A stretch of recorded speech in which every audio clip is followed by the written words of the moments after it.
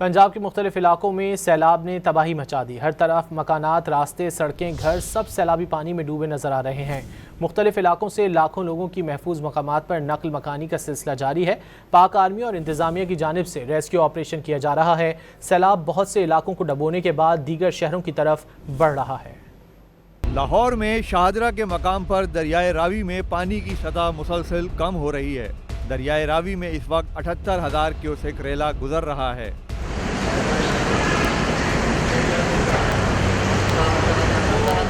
सैलाब मुतासरा इलाकों में इमदादी कार्रवाइयाँ जारी हैं।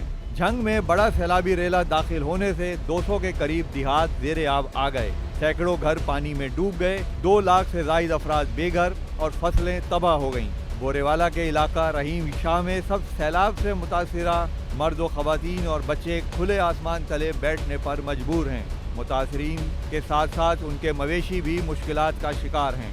मंडी बहाउद्दीन में हैड कादराबाद बैराज पर ऊंचे दर्जे का सैलाब है और पानी की सतह मुसलसल बुलंद हो रही है। सैलाब से फालिया के 140 से ज़ायद देहात और कच्ची बस्तियां डूब गए। कबीरवाला में सैलाबी पानी मुख्तलिफ इलाकों में दाखिल हो गया।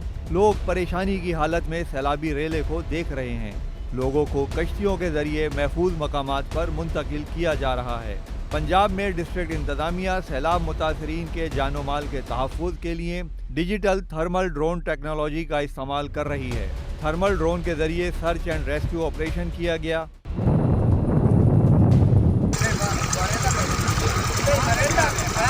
सैलाब से मुतासरा अफराद को ढूंढ कर महफूज मकामात पर मुंतकिल किया जा रहा है। टोबा टेक सिंह में हर तरफ पानी ही पानी है। ड्रोन कैमरे से बनाई गई वीडियोस में हर तरफ पानी सैलाब की संगीन सूरत हाल का पता दे रहा है।